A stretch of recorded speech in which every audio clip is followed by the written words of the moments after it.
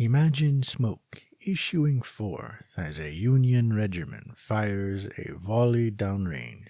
On the flank, panic erupts as a Confederate bayonet charge crashes through the haze. The battlefield is chaos. At first glance, it looks senseless, but chaos has a logic, and that logic, the difference between endurance and collapse, is exactly what's missing in today's debate about the so-called AI bubble.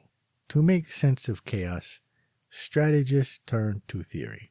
Two of the most influential, Clausewitz and Sun Tzu, framed endurance in very different ways. Clausewitz argued that war is an act of force to compel the enemy to do our will. Victory, in his view, usually comes from destroying the enemy's capacity to resist, their armies, their supply lines, their logistics. Sun Tzu, by contrast, taught that the highest victory is to subdue the enemy without fighting. Wars end not only when weapons are gone, but when the enemy is convinced they've lost. Capacity versus perception. Material exhaustion versus collapse of will. These aren't just military abstractions. They're the same forces shaping how companies behave in the AI surge. The American Civil War made this tension vivid, and it gives us a way to see the AI bubble more clearly. The South won early battles.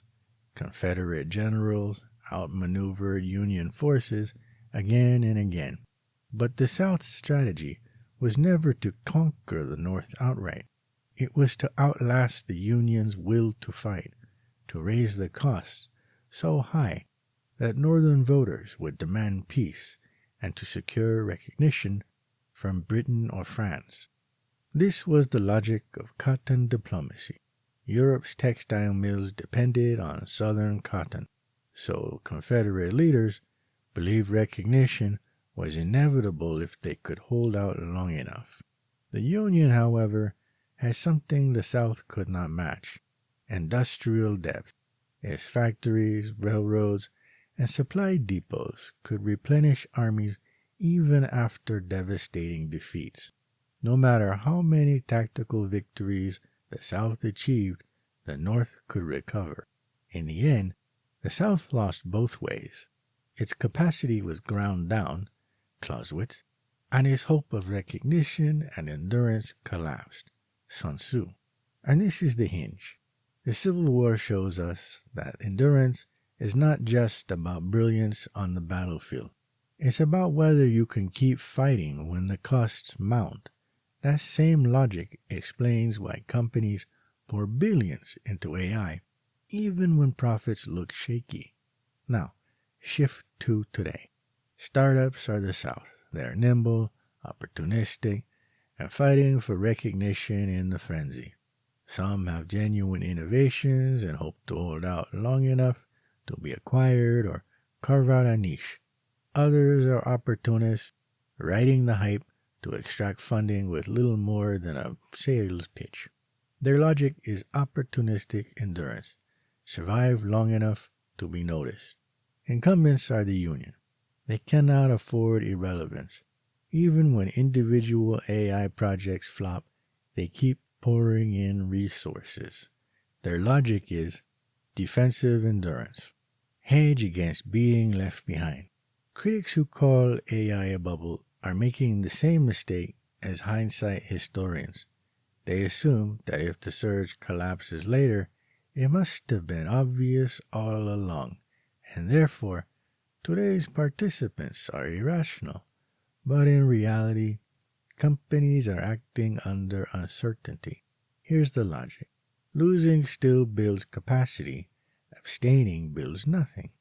A failed AI initiative may leave behind trained teams, hardened infrastructure, and a culture that knows how to experiment. It may even leave behind brand recognition.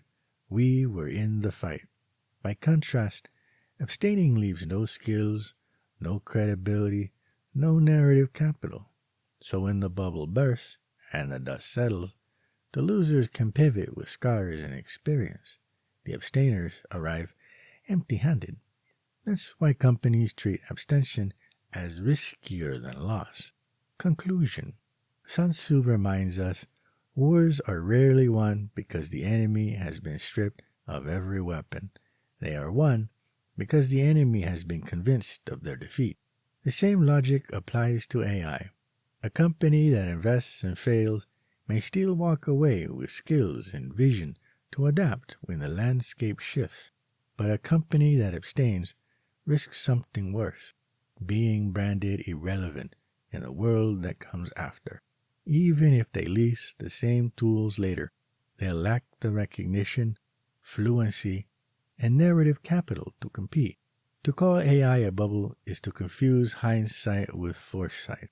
The real contest is not about predicting winners with certainty, but about enduring long enough to learn, adapt, and survive the transformation.